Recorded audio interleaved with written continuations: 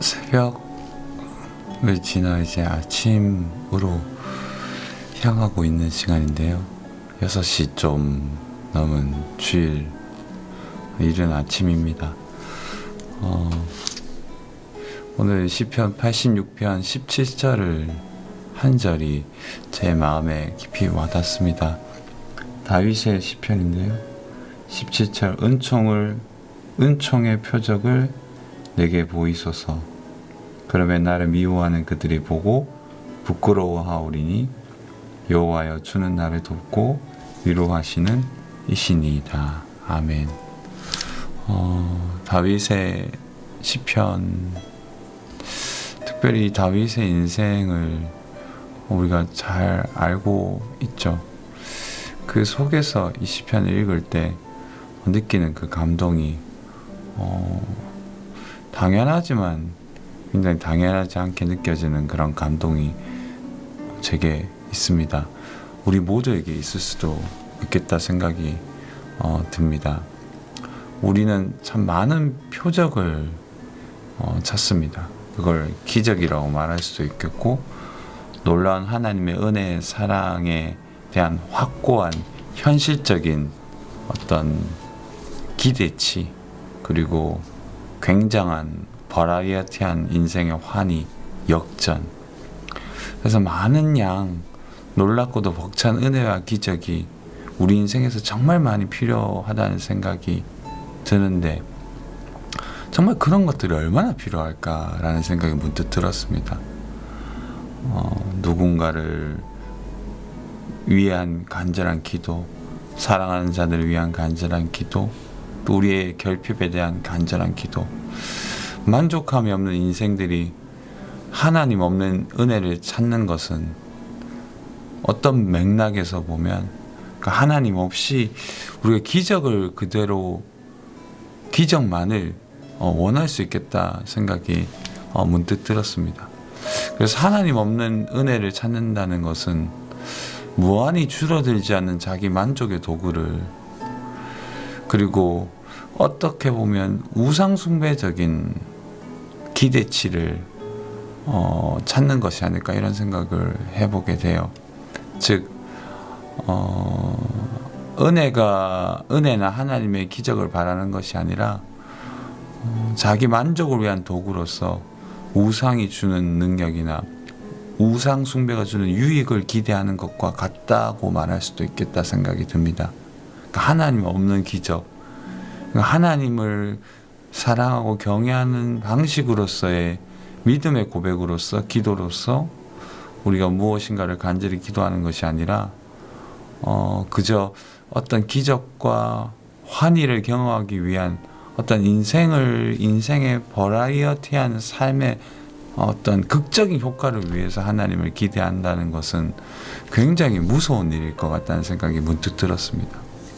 말할 수 없는 결핍의 시대, 경제적인 상황이나 삶의 사건들이 우리를 말할 수 없는 결핍의 요소가 있다라고 우리 스스로를 느끼게 하고, 은혜에 대한 성경적인 고백과 믿음의 승화의 방식이 아니라 그저 우리가 채워지는 방식, 은혜를 받았다는 느낌과 우리 삶의 변화, 우리가 원하는 변화요, 이런 식의 논리는 굉장히 무서울 거라는 생각이 이 새벽에 문득 들었습니다.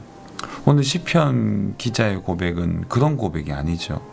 특별히 이 시편의 주인공이 다윗이라고 생각해 봤을 때 여러분, 이 고백은 굉장히 좀 귀한 고백입니다. 왜냐하면 목동에서 이스라엘 목자로 굉장히 정말 역사에 정말 한 드라마를 찍었던 이 다윗이 그가 이렇게 고백하는 거죠. 1절에 여호와여 나는 가난하고 궁핍하오니 주의 귀를 기울여 내게 응답하소서.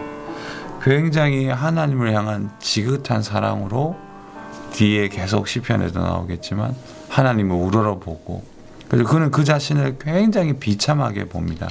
이것은 단순히 이렇게 볼 필요는 없습니다. 즉 자기 열등감과 자기 우월이 깃든 단순한 모형만 가진 자기 비하가 아니라는 거죠. 자기 열등감 또 자기 우월을 표현하는 극과 극을 표현하는 자기 비하가 아닙니다. 그는 진짜 자기 자신을 제대로 하나님 앞에서 자기를 발견하는 것,